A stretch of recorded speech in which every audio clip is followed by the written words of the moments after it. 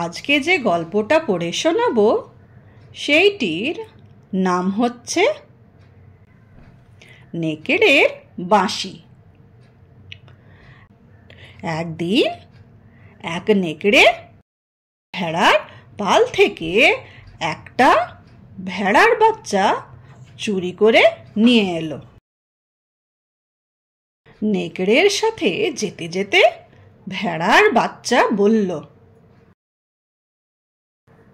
প্রভু, ও প্রভু, আমি জানি তুমি আমাকে মেরে খাবার জন্য ধরে নিয়ে যাচ্ছ।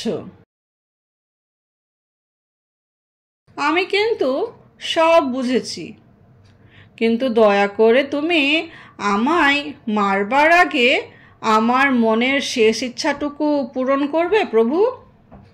প্লিজ আমার মরার আগে শেষ ইচ্ছাটুকু পূরণ করো। নেকড়ে তখন বলল, ঠিক আছে ঠিক আছে, বেশি বলতে হবে না। তারপর নেকড়ে ভেড়ার বাচ্চাটাকে জিজ্ঞাসা করল, তোমার মনের শেষ ইচ্ছাটা কি, আমায় বলো তো বাছা। বাচ্চা ভেড়া সাহস করে বলল, আমি জানি তুমি খুব ভালো বাঁশি বাজাও। আমি নিজেও বাঁশির সুর শুনতে খুব ভালোবাসি। তাই আমি বলছিলাম প্রভু, আমায় মারবার আগে তুমি দয়া করে আমায় একটু বাঁশি বাজিয়ে শোনাও। প্রভু, প্লিজ আমাকে বাঁশি বাজিয়ে শোনাবে। ভেড়ার বাচ্চার কথা শুনে নেকড়ে বাঁশি নিয়ে বাজাতে লাগলো। বাজান শেষ হলে ছোট্ট ভেড়া হাততালি দিয়ে বলে উঠল, খুব সুন্দর, খুব সুন্দর। নেকড়ে মামা, তুমি তো মেষপালকদের চাইতেও বেশি ভালো বাঁশি বাজাতে পারো।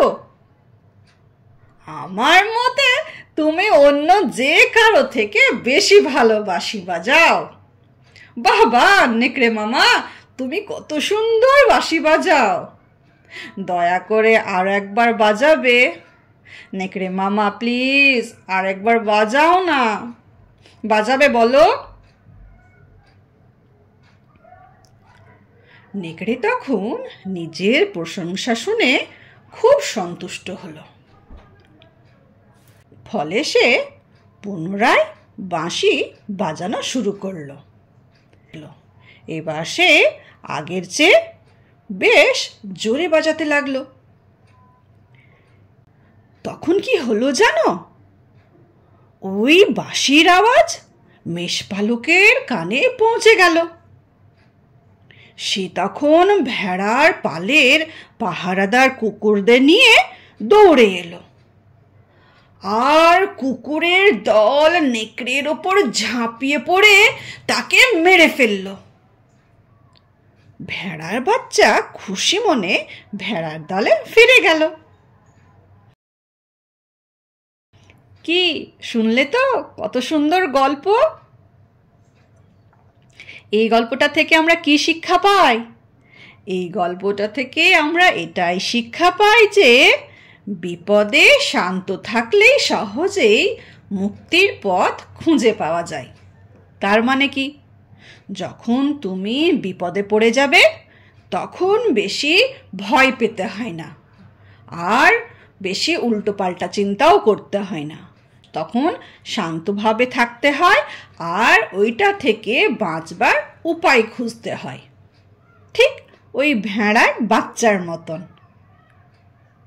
ওকে তো নেকড়ে ধরে নিয়েছিল খাওয়ার জন্য, কিন্তু ও নিজে শান্ত থেকে এই নেকড়েকে নিজের কথায় কিভাবে ভুলিয়ে নিল, তারপর ওখান থেকে পালিয়ে গেল, তাই না? আর নিজেকে বাঁচিয়ে নিল।